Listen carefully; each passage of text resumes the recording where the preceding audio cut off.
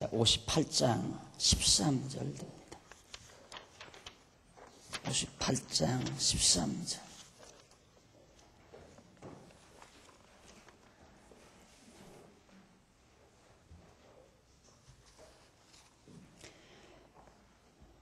만일 안식일에 내 발을 금하여 내 성일에 오락을 행치 아니하고 안식일을 일컬어 즐거운 날이라 여호와의 성일을 존귀한 날이라 하여 이를 존귀히 여기고 네 길로 행치 아니하며 네 오락을 굳지 아니하며 사사로운 말을 하지 아니하면 네가 여호와의 안에서 즐거움을 얻을 것이라. 내가 너를 땅의 높은 곳에 올리고 네 조상 야고브 업으로 기르리라.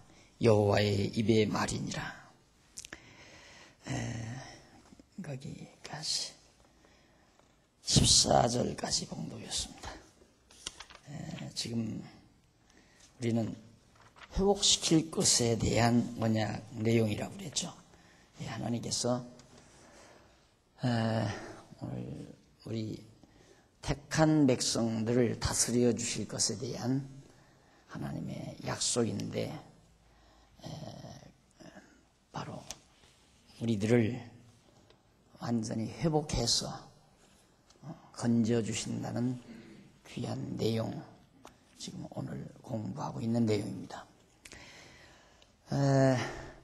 58장 내용인데요. 결국 58장이 다스려 주실 것에 대한 약속 네 번째입니다. 첫 번째가 번성케 해주신다. 두 번째가 언약을 세워주시고 고쳐주시고, 그리고 이제 회복시켜 주신다는 등등이 내용으로 지금 엮어지는데, 마지막 지금 회복시켜 주시는 내용에 대한 내용입니다. 그것이 58장 13절 내용인데,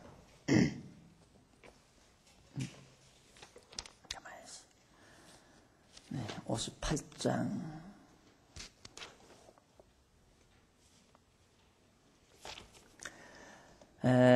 13절로 14절에서 하나님께서는 성일, 안식일, 성일이라고 그래요. 안식일. 안식일에 오락을 금해라. 그리고 이날 네가 즐거운 날이라 여호와의 성일을 존귀한 날이라 하여 이를 존귀히 여기고 내 길로 행치 말라. 네 스스로 네 가고자 하는 대로 가거나 네 오락을 굳지 아니하며 사사로운 말, 개인적인 사사로운 말을 안식일에는 안 하는 게 좋다. 이런 얘기죠.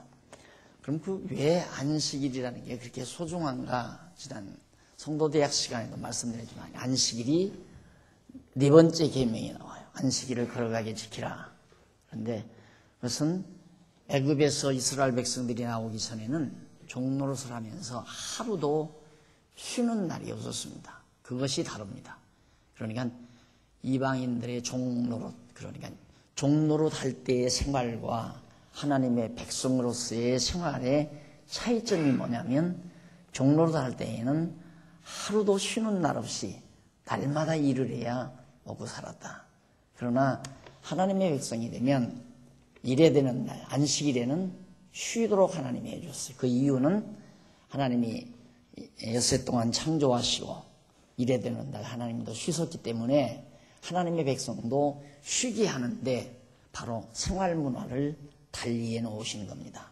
이방 족속들은 일주일 한 번 쉬는 일이 없게 만들고, 하나님의 백성들은 일주일에 한 번씩 쉬도록 만들고, 그래서 이제 그런 차이점을 두어서 여호와 하나님을 잊어버리지 않게 하려는, 그러니까 애굽 땅 종되었던 집에서 인도하여 내신 여호와 하나님을 잊어버리지 않게, 그 방법이 바로 안식일을 지키게 하는 방법이에요. 그래서 이스라엘 백성들이 하나님을 잊어버리고 이방신을 섬기게 된 것은 애굽 땅 종되었던 집에서 인도하여 내신 여호와 하나님을 잊어버렸기 때문인데, 그 잊어버린 이유 중에 하나가 안식일을 안 지켰다 이 말이죠. 안식일을 만약에 지키게 되면 왜 다른 나라 사람들은, 다른 사람들은 오늘 다 일을 하는데 우리만 이렇게 일을 안 해야 돼요 하고 자녀들이 물으면 그 이유를 설명해 주려면 이스라엘 민족의 역사를 쭉 설명을 다 해야 돼요. 그렇죠. 우리 조상들이 과거에 애굽 땅 종되었던 집에서 종노릇하고 살았다. 그래서 그 종노릇하고 살다가 하나님께서 애굽 땅 종되었던 집에서 인도하여 내가지고 이렇게 열조들에게 언약한 땅, 안식의 땅에 와서 일주일에 한 번씩 안식일을 지키라고 그래서 우리들이 안식일을 지키는 거다. 그렇게 설명을 하다 보면 여호와 하나님을 자녀들이 배우게 된단 말입니다. 아, 우리의 신은, 우리가 경외해야 될 신은 여호와 하나님이구나. 그래서 안식일을 지키라는 거거든요. 그런데 이제 그 안식일에 대한 의미가 어디에 있느냐면 예수님께서 금요일 날 금요일 날 운명을 하셨어요. 금요일 날 운명해서 토요일 날 완전히, 그러니까 금, 토, 일 이렇게 되죠. 그러니까 원래 안식일은 토요일입니다. 그러니까 예수님이 금요일 날 붙들리셔서 해질녘에 운명을 하셨어요. 그래서 매장을 해가지고 토요일 날 무덤에서 완전히 쉬셨죠. 무덤 속에 들어가서 완전히 쉬셨습니다. 그거에 대한 하나의 예표예요. 그러니까 예수님이 안식의 주인이 되실 것. 그래서 예수님이 내가 안식의 주인이다 그러잖아요. 그래가지고 이제 일요일 새벽에, 이른 새벽에 예수님이 부활하셨습니다. 그러니까 금, 토, 일, 3일 만에 예수님이 부활하셨다. 이렇게 되는 거거든요. 그러니까 이제는 우리들은 안식일을 안 지켜도 예수를 그리스도로만 믿어도 우리는 여호와 하나님을 잊어버리지 않는 거죠. 그러니까 구약 시대에는 여호와 하나님, 여호와를 잊지 않고 기억하게 하는 방법이 아주 다양했어요. 양을 잡아서 제사, 죄지면 양 잡아서 제사 지내란다든가, 유월절을 지키는 일이라든가, 또한 맥주절을 지키는 일이라든가, 또 안식일을 지키는 일이라든가, 절기를 지키는 일이라든가, 여호와 하나님을 잊지 않고 기억하게 하는 방법이 아주 복잡하고 다양했습니다. 성전을 짓고 양은 잡아서 몇 번, 피는 어디다 몇 번 뿌리고 아주 복잡하죠. 그것이 출애굽기 레위기에 다 나오잖아요. 그런데 우리는 아주 간단하게 됐어요. 예수님께서 죽었다가 3일 만에 부활하심으로 예수가 그리스도라는 사실이 확인이 돼요. 그래서 우리는 예수를 그리스도로 믿기만 하면 언약하신 여호와가 언약대로 이루신 자이다. 그 여호와를 안 잊어버리게 되는 거죠. 그래서 오늘 신약시대를 살아가는 우리 성도들에게는 예수를 그리스도로 믿는 그 믿음 하나로 모든 것이 다 해결된 거예요. 그러니까 믿고 살면 되는 거예요. 예수를 그리스도로 믿고 살면. 그래야 왜 예수가 그리스도인가? 하나님이 여호와이시기 때문에, 여호와가 언약하시고 언약대로 보내신 분이기 때문에 그리스도다. 이제 그 한 가지로 완전히 귀결이 된 겁니다. 그래서 우리 신약교회의 성도들은 굉장히 행복한 거죠. 간단하고. 예수가 그리스도라는 사실만 확인하면 돼요. 그리고 그렇게 믿고, 그러면 하나님 여호와 살아계신 게 확인되잖아요. 그만큼 신앙생활이 아주 단조로워지고 간단해지고 깊어져 있다. 그래서 오늘 우리는 안식일을 지키지 않는다. 우리는 일요일 날 날짜를 지키는 게 아니에요. 주님의 날, 부활하신, 예수님께서 부활하신 그날 우리들은 예수님이 부활하심으로 그리스도이심이 확증된 거니까, 예수님이 그대로 운명해서 무덤 속에서 부활하지 않았다면 그리스도가 될 수가 없죠. 그게 부활의 아침이라는 게 우리에게는 굉장히 의미가 있는 거예요.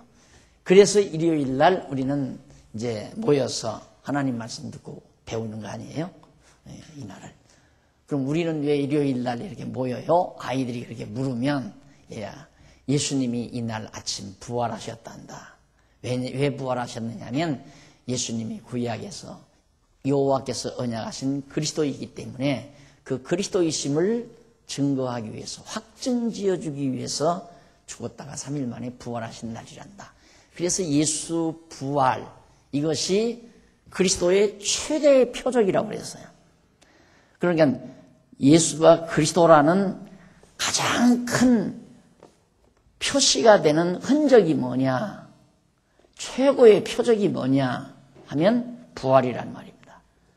그래서 많은 사람들이 너 우리에게 좀 표적을 보여달라 예수님에게 그러니까 예수님께서 악하고 음란한 세대가 표적을 구한다. 그러면서 내가 너희에게 보여줄 표적이 있다면 요나의 표적밖에는 보여줄 것이 없다. 그 요나의 표적이란 물고기 뱃속에 들어갔다가 3일 만에 요나가 살아나왔잖아요. 그 요나의 표적이 예수께서 무덤에 들어가셨다가 3일 만에 부활하실 것에 대한 모형이었단 말입니다. 그러니까 예수가 그리스도라는 최대의 표적은 부활이에요. 그래서 우리는 그 부활절, 부활한 일요일 아침을 기념하기 위해서, 이 기념이란 말입니다. 기억에서 생각하려고 하는 거라 이 말. 예수 그리스도를 안 잊어버리려고, 예수 그리스도를, 그리스도임을 항상 기억에서 생각하며 하게 하려고 일요일 우리는 기념일로, 부활의 기념일로 우리는 이렇게 모여서 하나님 말씀 배우고 성도들의 교제를 나누고, 그래서 이 날을 주의 날이라고 그렇게 말합니다. 그래서 안식일과 주의 날은 전혀 달라요. 그런데 안식교도들은 이 날 지켜야 된다 이거예요. 그러니까 그만큼 아주 그 사고하는 방법이 낮지요.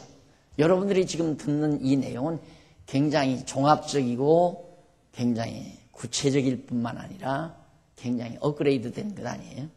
정말 복음화된 내용이라고 합니다. 우리는 토요일 안식일 안 지켜요. 일요일도 지키는 게 아니라 기념하는 거죠.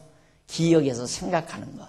떡을 먹고 포도주를 마시는 것도 기념하기 위해서 예수가 그리스도이심을 잊지 않고 기억에서 생각하게 하려고 떡을 나누어 먹고 포도주를 마시는 거란 말입니다. 그러니까 설령 일요일 날 안 나왔더라도 안 잊어버리면 돼요. 떡 안 먹고 포도주 안 마셔도 예수가 그리스도이심을 잊지 않고 살면 되는 거란 말입니다. 이걸 지키는 것이 무슨 공로가 되어가지고 주일날 예배당에 나오는 것이 무슨 큰 공로나 되어가지고 천국 가는 줄로 그렇게 착각하지만 전혀 안 그래요. 전혀 그런 건 아니에요.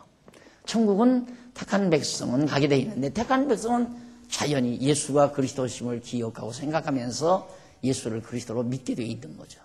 그 차이가 있는 겁니다. 그러니까 우리는 안식일을 지키는 것이 아니다. 그런 의미에서 안식일을 너희들이 지켜야 된다. 그 말은 여호와를 잊어버리지 말고 기억해야 된다. 그런 말로 이해가 됩니다. 이렇게 해서 이제 우리는 그동안 이제 통치해 주시는 약속, 통치해 주실 것을 약속해 주신 하나님께서 지난 시간에 제가 하나하나 정리를 해드렸죠. 확실한 은혜도 베풀어 주시고 그리고 평강도 주시고, 자, 백성 번영해 줄 것도 약속해 주시고, 그래서 5129페이지에 백성의 통치에 대한 언약 거기 나오는데 첫 번째 언약이 백성을 번성하게 해주겠다. 두 번째 언약이 확실한 은혜, 하나님께서 은혜를 우리에게 베풀어 주겠다. 그리고 세 번째는 평강을 주시겠다. 하나님께서 평강을 우리에게 허락해 주시겠다. 그리고 마지막이 네 번째가 모든 걸 회복해 주시겠다. 다시 원상복귀해 주겠다. 이렇게 하나님께서 다스려 주실 것을 언약을 해 주셨습니다. 그리고 이제 최종적으로 마지막으로 유다의 구원과 위로 내용이 세 번째 나와요. 한 족가로 세 번.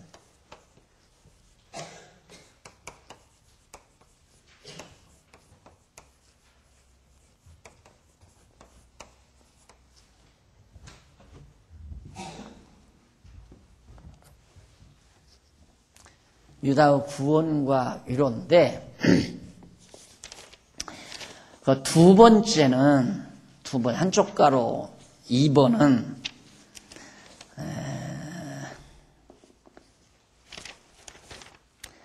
통치에 대한 약속이죠. 2번이 지금까지 배운 거 통치에 대한 약속 언약. 그 다음 첫 번째가 회복에 대한 약속. 이건 이쪽에다 씁시다.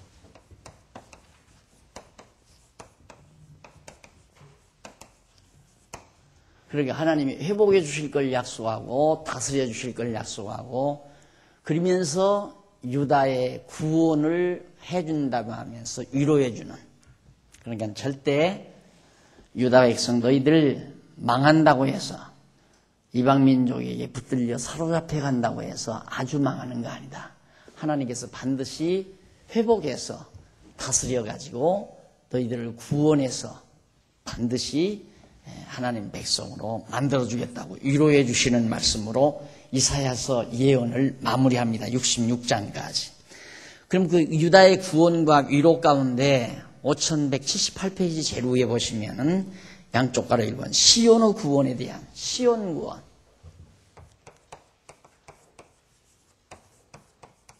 즉 예루살렘을 구원해 주겠다. 예루살렘. 유다 백성으로서는 예루살렘이 가장 중요하잖아요. 예루살렘에 여호와의 전도 있고 왕궁도 거기에 있는 것이니까. 그러니까 예루살렘을 하나님께서 다시 구원해 주신다면 유다 백성 다시 회복되는 거죠. 자, 그런 언약인데 우선 어떻게 회복해 준가? 항상 비슷해요. 첫 번째 시온을 구원해 줍니다. 첫 번째 바로 보수. 보수를 통해서 원수를 갚아줘 가지고 구원해 주겠다. 보수해서 구원해 준다. 그것이 첫 번째 내용이에요. 그것이 59장 내용인데 1절로 8절에 보면 백성이 총체적 죄악으로 인해서 평강을 모르고 있다는 것을 일단 설명을 해줘요. 왜 인간들이 이스라엘 유다 백성들이 평강을 모르는가? 그 이유는 죄악 때문이다 이 말이에요. 죄악 때문에. 그래서 평강이 없어요. 그 죄악이란 간단한 거예요.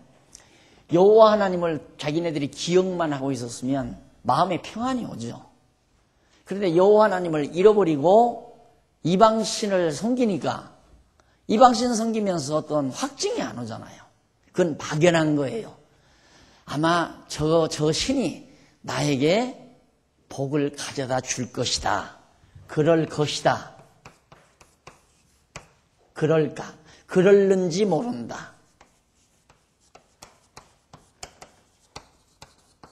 이런 정도죠. 우상을 섬기면 내가 이렇게 정성 들여서 섬겼으니까 우상이 저라고 섬겼으니까 내 어려운 문제를 해결해 줄 것이다. 해결해 줄지 모른다. 그러니까 가능성을 어느 정도 두고 거기에 의존하는 거죠. 그러니까 불안한 거죠. 것이다가 아니라 이다. 그렇다. 딱. 반드시 나를 구원한다. 구원할 것이다가 아니고 구원할런지 모른다도 아니고 구원할 것이다도 아니고 구원한다. 이게 이제 돼야 되는데 구원한다라고 하는 종지부는 어떻게 찍어질 수 있는가? 이게 완벽하게 내 생각을 정리해버려야 돼요. 점령해버려야 한다 이 말입니다. 그럼 점령해버리는 건 그만큼 이론적인 뒷받침이 있어야 되잖아요.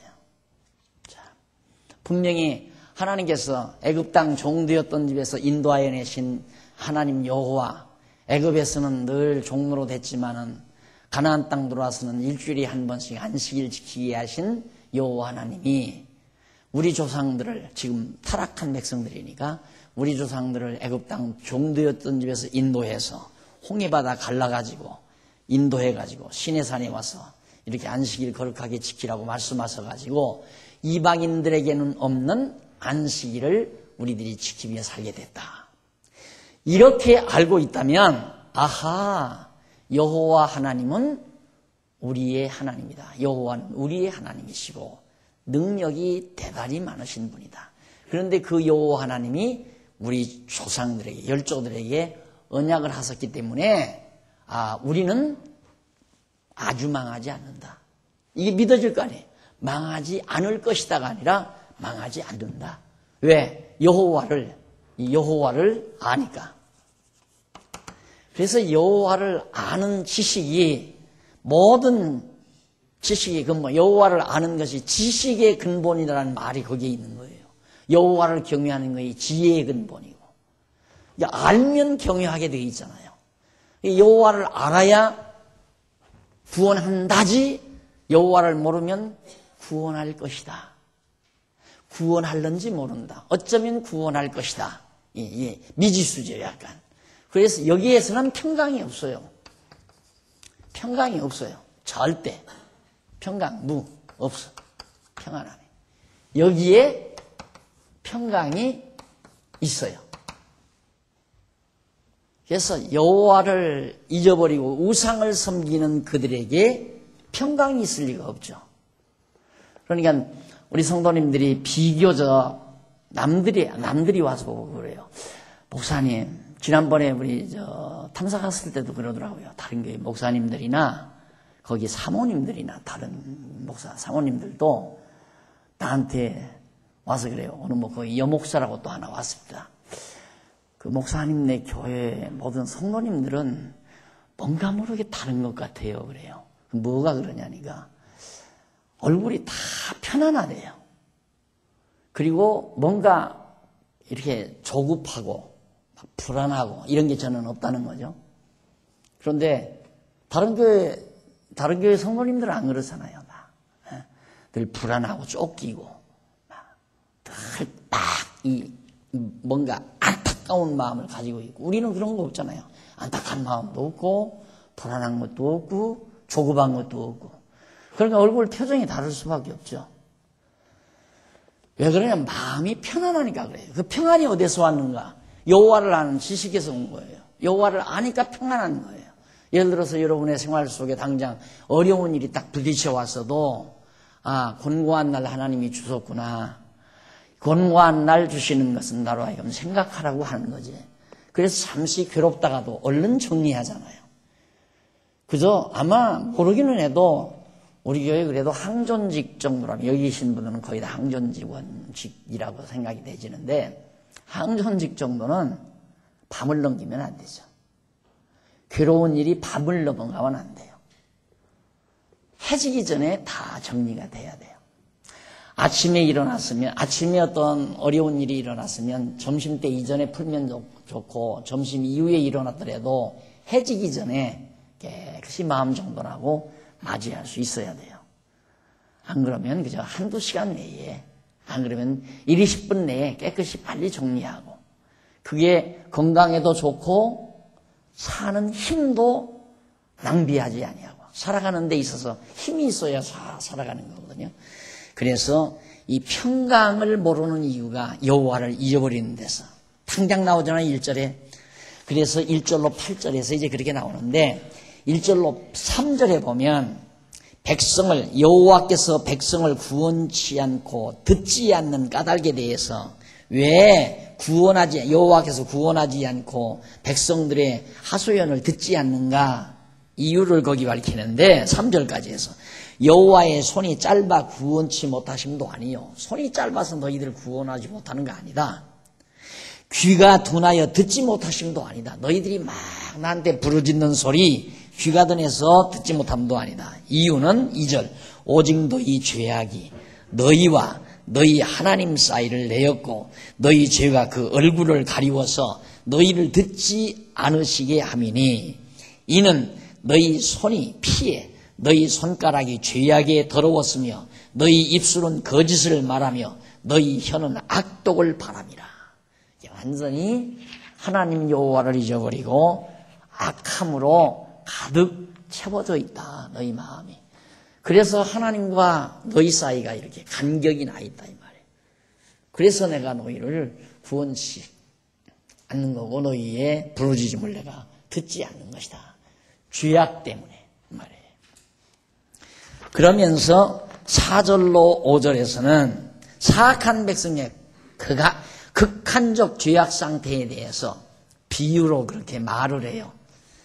얼마나 백성들이 죄가 많은가 비유로 말하는데, 공의대로 4절, 공의대로 소송하는 자도 없고 진리대로 판결하는 자도 없으며, 그러니까 거짓으로 전부 소송하고 판사도 다 뇌물 먹고 판단하고, 그러니까 통치자들도 다 타락해버리고 백성들도 전부 타락하고, 그리고 허망한 것을 의뢰하며, 허망한 것이란 우상을 의뢰한다 이 말이에요. 우상을 의뢰하며 거짓을 말하며 자네를 잉태하여 죄악을 생산하며 독사의 알을 품으며 거미줄을 짜나니 그 알을 먹는 자는 죽을 것이요 그 알이 밟힌즉 터져서 독사가 나올 것이니라.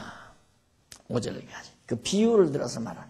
그러니까 인간들, 예수님이 그 바리새인들에게 막 그러잖아요. 이 독사의 자식들아 그러잖아요. 독사의 자식들아. 그러니까 이 독사라고 하는 것은 악에 대한 상징적 존재예요. 악을 상징할 때 독사라고 그래요. 그래서 이 독사의 자식들이라는 말은 악의 자손들이라는 말을 비유 삼아서 예수님이 하신 것인데, 이스라엘 백성이 그만큼 악으로 꽉 차 있다 이거죠. 자, 그러니 어떻게 너희 마음에 평안이 있겠는가? 이 평안이 있을 수가 없다.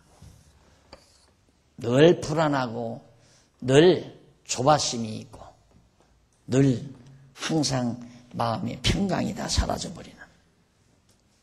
6절로 8절에 보면 백성의 쓸모없는 계획과 사악한 행위의 결과에 대해서, 백성들이 쓸데없는 계획을 그렇게 세워요.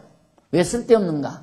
계획 세워봤자, 그 악한 생각으로 계획을 세워봤자 안 되는 거 뻔하잖아요. 그 쓸데없는 계획을 세워놓고 그리고 사악한 행위를 해요. 그러니까 쓸데없는 계획 세워서 그걸 이루려니까 악한 행동을 해야 되잖아요. 예를 들면 자기가 지금 어떤 사람의 재산을 좀 갈취해야 되겠는데, 그 재산을 자기가 좀 가져야 되겠는데, 그 가지려고 계획을 세우다 보니까 방안이 없다 이 말입니다. 이렇게 구슬러 봐도 안 듣고 저렇게 구슬러도 안 들으니까 나중에는 사람 동원해서 피살 죽여버리려고 계획을 세운다. 그런 식의 방법이라 이 말이에요. 인간들이. 그러니 무슨 평안이 있겠느냐라는 얘기입니다. 그래서 6절 8절 한번 보십시다. 그 짠 것으로는 옷을 이룰 수 없을 것이요 그 행위로는 자기를 가리울 수 없을 것이며 그 행위는 죄악의 행위라. 그 손에는 강포한 행습이 있으며 그 발은 행악하기에 빠르고 무죄한 피를 흘리기에 신속하며 그 사상은 죄악의 사상이라. 죄악된 생각이라 이거죠. 생각 속의 생각. 그러니까 계속 생각을 거듭하는 이 생각들이, 생각을 하면 할수록 마음을 편안하게 하고 즐겁게 하는 생각이 나와야 되는데, 생각하면 할수록 막 악착스러워지고 독해지는 생각. 그게 이제 악한 마음을 품는 거거든요.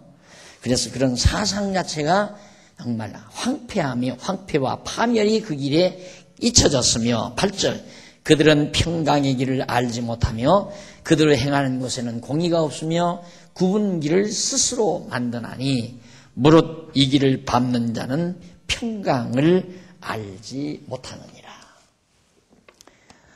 여러분, 정말 욕심도 악심 아니에요? 욕심도 악심. 악심이라는 게 욕심에서 생기는 거거든요.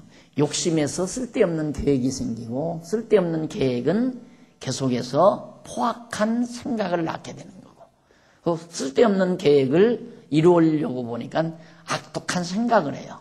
그러니까 나중에는 이제 악한 생각 이런 게 나오게 되고, 그런 악한 생각을 가진 자에게는 평강이 다 사라져버린다. 그러니까 그래서 화내고 얼굴 찌푸리면 저 사람 속에 지금 악심이 들어가 있구나 생각하면 돼요. 그래서 그런 사람의 말은 접어들어 버려야 돼요. 아, 저분이 지금 뭔가 욕심이 있어서 얼굴을 붉히는구나. 욕심이 없으면 얼굴 붉힐 이유가 없어요. 그러니까 얼른 여러분의 마음속에 평안이 딱 사라지면 아이고 내가 무슨 욕심을 부렸나. 그렇게 딱 접근하면 쉽게 빨리 몇십 분 안에 다 끝낼 수 있어요. 여러분 같으면 충분하다고 나는 생각을 해요. 여러분 정도 공부를 하셨으면 당장 여러분 안에 불편한 생각이 딱 들어오죠. 들어왔을 때 마음이 불편해지고 짜증스러워질 때 이건 내 왜 이러는가. 그 생각을 이제 말씀드린 대로 내가 욕심으로부터 이게 출발된 것이구나. 어느 시점일까. 너희가 처음 사랑을 버렸느니라. 어디에서 떨어진 줄 알고 다시 찾으라고 하는 말씀이 있잖아요. 그러듯이 내 마음에 평안이 사라져버리면 내가 어디서 욕심을 부렸는가. 거기서부터 빨리 가서 거기서부터 하나하나 정리하고 들어오면 빨리 자기 마음의 평안을 도로 회복할 수가 있습니다. 그래서 이 평안, 그렇게 얻어지는 평안하고는 아무 거하고 바꾸지 말라고 그랬잖아요. 무엇하고도 바꾸지 말라. 가장 소중한 것이 평강이다 이 말입니다. 그래서 백성들에게 이렇게 우선 책망을 하면서 59장 9절로 15절 82페이지 죄악으로 인하여 나타나는 여러 가지 결과들. 그럼 죄악으로 인해서 어떤 결과가 나타나는가? 10절까지 보면 어두운 중에 넘어져 죽은 자 같다고. 바로 죄악으로 인해서 첫 번째 결과가 뭐냐면 어두운 중에 캄캄하니까 넘어져가서 죽어버린 자 같이 그런 결과를 가져온다. 자, 9절 보십시다. 그러므로 공평이 우리에게서 멀고 의가 우리에게 미치지 못한즉 우리가 빛을 바라나 어두운 뿐이요 밝은 것을 바라나 캄캄한 가운데 행함으로 우리가 소경같이 담을 더듬으며 눈 없는 자같이 두루 더듬으며 낮에도 황혼때같이 넘어지니 우리는 강장한 자 중에서도 죽은 자 같은지라. 넘어져서 죽은 자. 왜? 안 보이니까. 대낮에도 더듬어요. 분명하게 모른다 이 말이에요. 자기 갈 길을.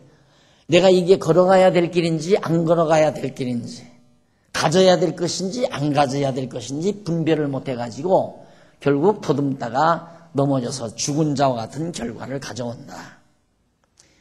이유불분하고 마음의 평안을 상실하는 것은 악심이, 욕심이, 우선은 일단은 욕심이, 나중에는 그 욕심이 악심으로, 악심이 독심으로 변한다고 그랬죠. 그래서 살인도 하게 되는 거고, 그래서 온갖 행악을 저지르게 되는 결과를 낳게 되는 겁니다. 그래서 욕심이 잉태한 즉 죄를 낳고 죄가 장성한 즉 사망을 낳느니라 하는 얘기예요.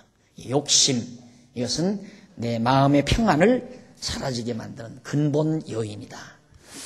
그 다음 이제 11절로 12절, 백성이 바라는 공평이 없고 구원이 먼 까닭에 대해서 증언하는데요.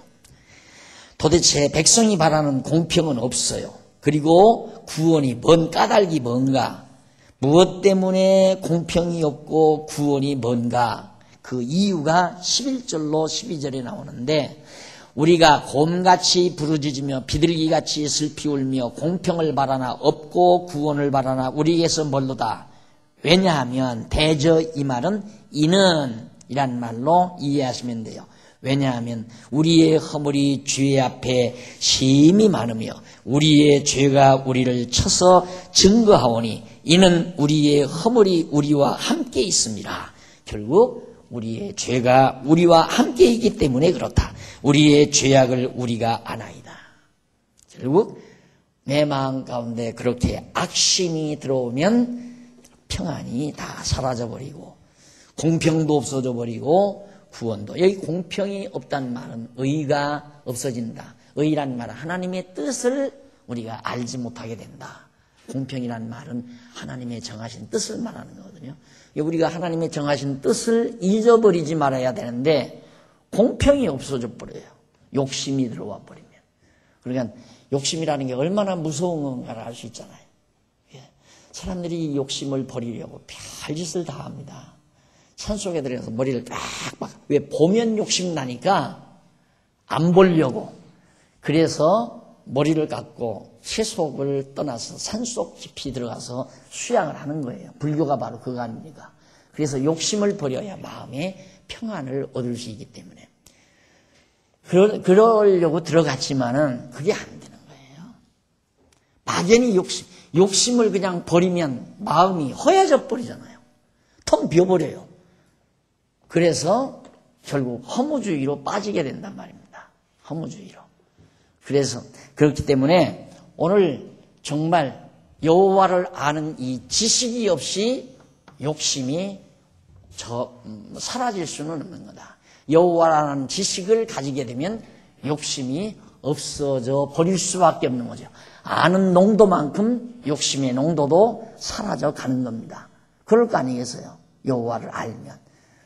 내가 욕심을 부리다가도 하나님께서 여호와께서 나에게 언약 약속되지 아니한 거라면 내게 오지 않는다는 걸 깨닫게 되면 욕심 부릴 이유가 없죠.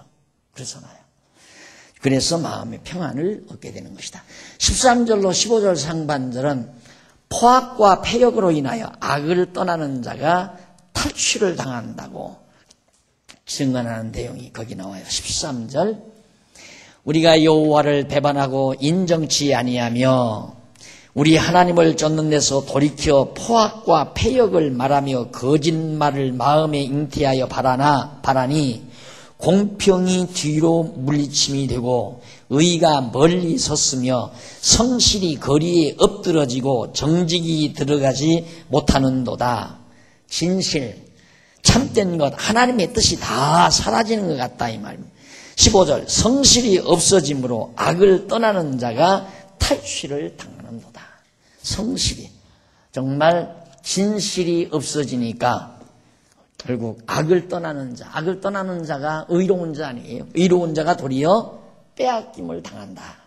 결국 하나님께서 장차 이스라엘 백성들이 결국은 하나님의 뜻을 잊어버리고 여호와를 잊어버리고 살기 때문에 예루살렘이 바벨론에 의해서 약한 바벨론에 의해서 다 탈취당한다 이 말이에요. 전부 다 탈취당한다. 자, 그 다음 이제 59장 15절 하반절로부터 21절까지는 백성을 위해서 보수하시고 구속자를 세우실 것을 예언을 합니다. 보수해서 우리를 구원해 주신다. 그렇게 우리가 다 타락하고 악하고 그래서 여호와를 다 잊어버리고 평강이 없어졌기 때문에 하나님께서 바벨론을 통해서 다 탈취당하게 하지만은 하나님은 도리어 나중에 이 바벨론을 원수를 갚고 다시 회복해서 구원해 주신다. 그 내용이에요. 자, 거기서 15절 하반절에서부터 17절까지는 백성을 죄악에서 구원하시려고 무장을 하나님이 하셨다. 하나님이 단단히 무장하셨다는 그런 내용이거든요.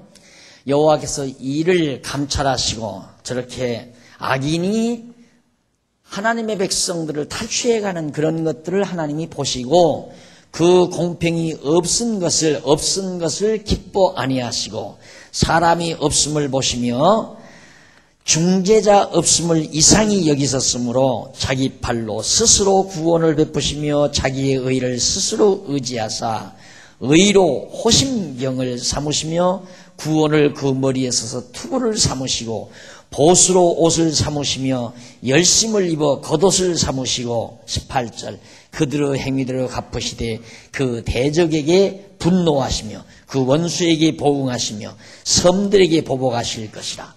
섬들은 바벨론을 중심으로 한 그 모든 열방들, 바닷가의 열방들 이런 일들도 전부 다 하나님께서 원수를 갚아버린다.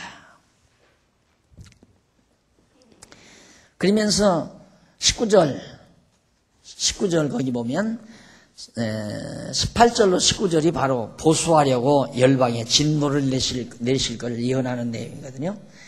이제 18절에 그들의 행위대로 갚으시며 그 대적에게 분노하시며 그 원수에게 보응하시며 섬들에게 보복하실 것이라. 19절 서방에서 여호와의 이름을 두려워하겠고 해돋는 편에서 동쪽이죠. 그의 영광을 두려워할 것은 여호와께서 그 가운데 그 기운에 몰려 급히 흐르는 하수같이 오실 것이미로다. 동방 서방에서, 동방이면 바벨론 있는 이쪽 동방이고, 서방은 바로 이제 애굽이나 그다음 이제 지금 아시아 쪽, 터키 쪽, 후라파 쪽, 그게 다 서방들이죠. 그런 쪽에서 결국 나중에 하나님의 역사하시는 능력을 보고 다 두려워하고 영광을 하나님께, 그 유대 민족들이 섬기는 여호와가 대단하시다 하면서 영광을 두려워한다. 자, 그리고 이제 20절로부터 21절은 시온을 위해서 구속자를 세워서 백성 대대로 함께 하실 것을 약속하는, 예언하는 내용입니다. 언약을 예언하는 내용. 20절 여호와께서 가라사대 구속자가 시온에 임하여 야곱 중에 죄과를 떠나는 자에게 임하리라. 여호와께서 또 가라사대 내가 그들과 세운 나의 언약이 이러하니 곧 네 위에 있는 나의 신과 네 입에 둔 나의 말이 이제부터 영원토록 네 입에서와 네 후손의 입에서와 네 후손의 입에서 후손의 대대손손에게서 떠나지 아니하리라 하니라. 여호와의 말씀이니라. 반드시 그대로 이루어진다. 반드시 하나님께서 이루어 주신다. 그런 얘기죠. 자, 그 다음에 이제 88페이지, 5188페이지에 가보시면 두 번째로 회복해서 풍성케 한다. 다 반복되는 얘기겠죠. 회복해서 풍성하게. 모든 걸 회복시켜서 풍성함을 누리게 해주겠다. 그것이 60장에서부터 61장까지 두 장의 내용이에요. 1절로 9절에 보면 89페이지 시온을 영화롭게 함으로 열방이 재물 가져옴을 예언합니다. 이게 이제 하나님께서 예루살렘을 이제 회복해가지고 굉장히 영화롭게 해요. 아주 정말 이 주변의 나라들이 와 할 정도로 그렇게 해놓으면 가지고 오라고 안 해도 마구 많은 재물을 가지고 열방들의 일로 모여들게 그렇게 만드시겠다. 그런 얘기 하나님께서. 1절로 4절이 열방 족속과 유다 백성이 영광스러운 시온으로 돌아올 걸 예언하는 내용이거든요. 일어나라 빛을 발하라. 이는 네 빛이 이르렀고 여호와의 영광이 네 위에 임하였음이니라. 보라 2절. 어두움이 땅을 덮을 것이며 캄캄함이 만민을 가리우려니와 오직 여호와께서 네 위에 임하실 것이며 그 영광이 네 위에 나타나리니 열방은 네 빛으로 열왕은 비추는 네 광명으로 나오리라. 그러니까 하나님께서 이스라엘 유다 백성들 예루살렘을 아주 영광스럽게 하니까 그 빛을 보고 많은 열방 많은 나라들 그리고 그 나라들의 왕들이 전부 예루살렘으로 빈손으로 오는 게 아니라 많은 재물을 가지고 온다. 네 눈을 들어 사면을 보라. 무리가 다 모여 내게로 오느니라. 네 아들들은 원방에서 오겠고 네 딸들은 안기워 올 것이라 하면서 다 돌아와 영광스럽게 하실 걸 약속해요. 그 다음 5절로 7절은 열방이 가져오는 재물을 받아 전을 영화롭게 하신다고. 예루살렘 성전, 예루살렘 성곽을 쌓고 예루살렘 성전을 이제 여기다 짓는데 완전히 예루살렘이 이제 돌아와서 처음에 우리가 느헤미야 배웠잖아요. 성곽을 쌓으려고 할 때 반대자들이 이 주변에서 반대자들이 일어났잖아요. 그래가지고 이제 파사왕 고레스에게 고레스가 아니죠. 아닥사스타인가요? 거기다가 이제 고발을 했어요. 저희 유대인들이 지금 예루살렘 성을 쌓는데 저 성을 쌓게 되면 다 쌓게 되면 파사 황제 당신을 배신할 거다. 그러니 미리 알아서 조처하시오라고 고발을 했단 말입니다. 그래서 또 보니까 그런 고발장이 들어와서 보니까 이제 자기도 그 말을 듣고 보니까 그럴듯했어요. 그래도 어떻게 된 일인지 알기 위해서 왕중일기를 펴서 꺼내서 봤다고 그랬잖아요. 보니까 거기에 고레스 왕이 칙령을 내려가지고 유다인들은 전부 돌아가서 너희 성을 다시 쌓고 너희 신의 전을 다시 짓고 너희 신 여호와께 제사를 드려라 하고 칙령을 내린 사실이 있단 말입니다. 그걸 보고 선왕이 그렇게 했으니까 후왕이 그걸 거절하지를 할 수가 없잖아요. 번복할 수도 없고. 그러니까 도리어 반대로 야 너희들 여기가 이제 이쪽이가 이렇게 강이 있잖아요.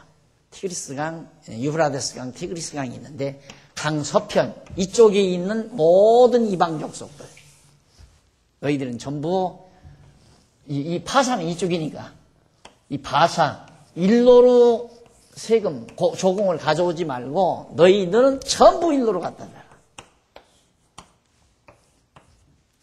그래서 갑자기 재물이 넘쳐 흘러버렸어요.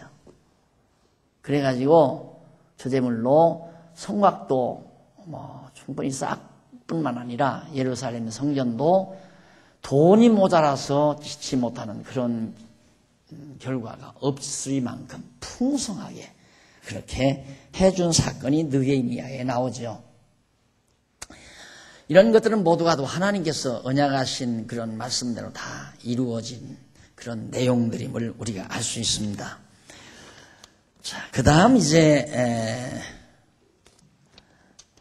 5절로 7절에 보면 이제 말씀드렸죠. 8절로 9절에 보면 시온을 영화롭게 하여 열방이 재물을 가져오게 하신다고 또 계속해서 나오는 얘기입니다. 거기만 좀 읽어봅시다. 8절로 9절. 저 구름같이 비둘기가 그 보금자리로 날아오는 것 같이 날아오는 자들이 누구뇨? 막 많은 사람들이 날아오는데 곧 섬들이 나를 앙망하고 여호와를 앙망하고 다시스의 배들이 이게 무역선들이에요. 많은 보물을 실은 다시스의 배들이 먼저 이르되 원방에서 네 자손과 그 은금을 아울러 싣고 와서 네 하나님 여호와의 이름에 드리려 하며 이스라엘에 거룩한 자에게 드리려 하는 자들이라. 이는 내가 너를 영화롭게 하였음이니라. 왜 재물이 그렇게 모여왔나? 유다 백성 예루살렘을 하나님이 영화롭게 하니까 많은 재물이 몰려왔다. 간단한 얘기죠. 다 아는 얘기. 돈을 쫓아가지 말아라. 이건 우리가 하나님을 몰라도 기본적으로 아는 얘기죠. 기본적으로. 돈이 날 쫓아오도록 만들어라. 따라오는 돈을 쫓아가서 붙들려는 돈이 아니라 나에게 따라붙는 돈이라는 것. 이게 다 나이가 드신 어른들은 다 이구동성으로 하는 말 중에 하나라고 생각을 합니다. 하나님께서 이스라엘 유다 백성도 그렇게 부유하게 풍성하게 만든 이유가 그렇게 영화롭게 해서 풍성해졌다. 그리고 60장 10절로 14절 93페이지 시온을 회복해서 열방으로 섬기며 찬송하게 하겠다. 하나님께서 시온 예루살렘 여기를 회복해서 많은 열방들이 오늘 이방 민족들이 하나님 경외하며 섬기게 만든다. 왜? 알고 보니까 아니까. 이스라엘 백성도 여호와 하나님을 잊어버리고 나서는 이방 신을 섬기잖아요. 그 이방 신을 왜 섬기냐면 바벨론이 잘 되니까, 강하니까. 바벨론이 잘 되고 애굽이 강하고. 그러니까 이 사람들이 신이 훨씬 강한가 보다. 바벨론의 신이 훨씬 위대한가 보다. 그래서 이들의 신을 갖다가 섬긴 거예요.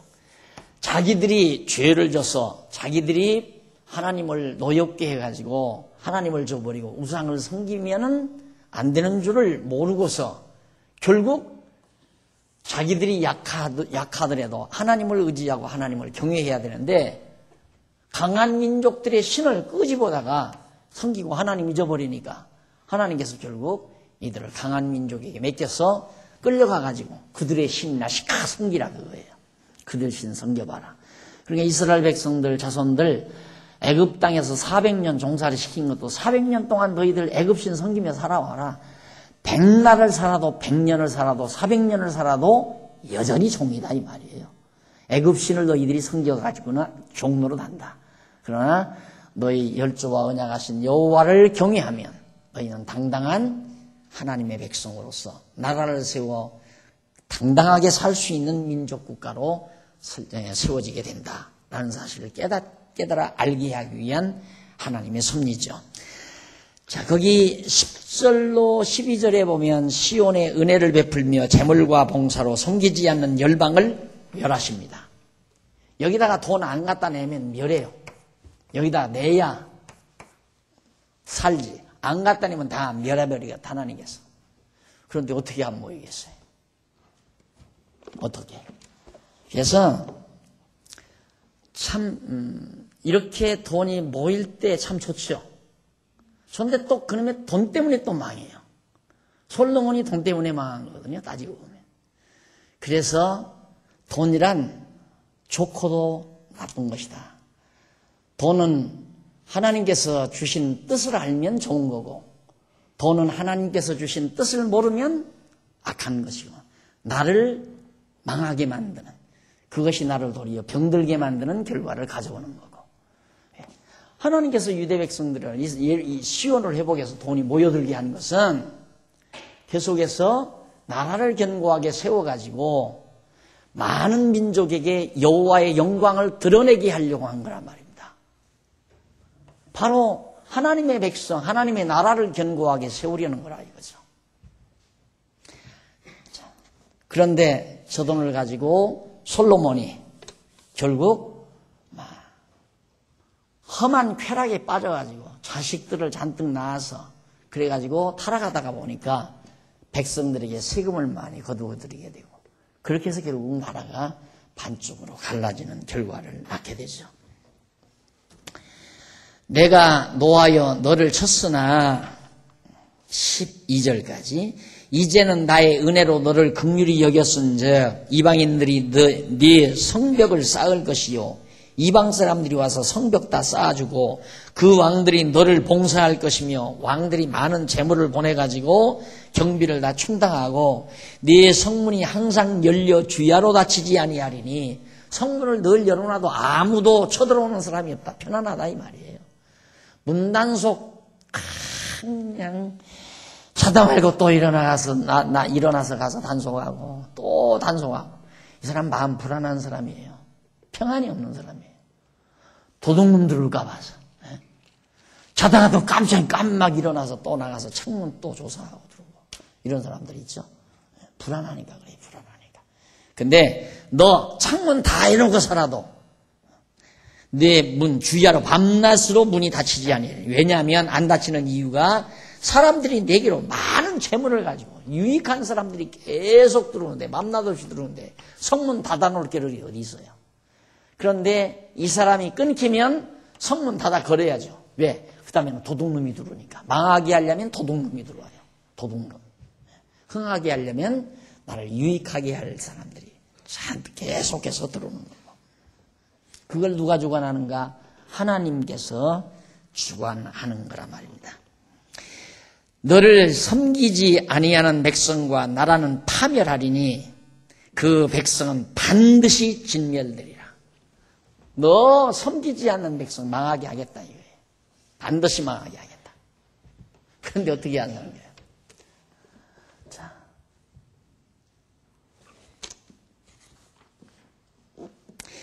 여러분 여기서 이제 회복해가지고 에스라나 느헤미야가 야 누가 외교술이 능란하냐?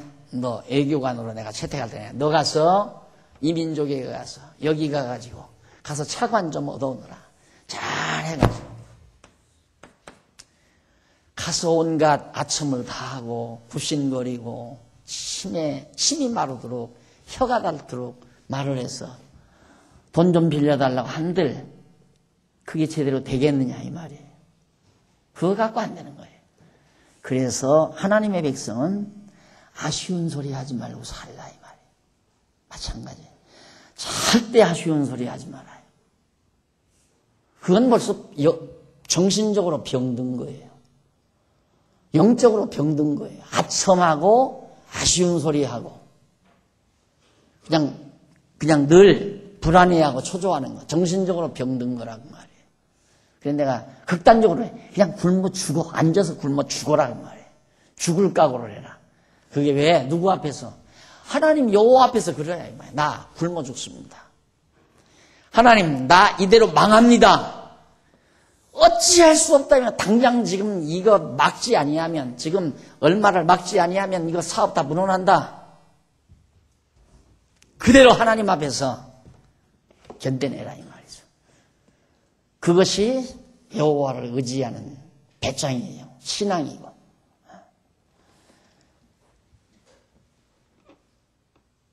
하나님께서 예루살렘을 그렇게 영화롭게 하기 위해서 다 역사하기 때문에 너희를 돕지 않는 자 다 하나님이 멸한다는데 어떻게 안 돕겠어요? 다 돕지요.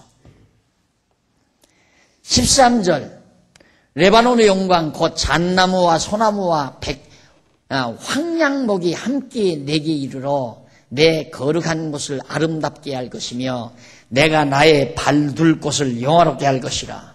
내가 내 집 내가 만들겠다. 예루살렘은 내가 거처할 곳인데 내가 다 만들겠다 이 말이에요. 내 백성 거하는 처소, 내가 함께할 그 장소, 내가 영화롭게 다 만들 테니까 너 아무 걱정하지 말아라.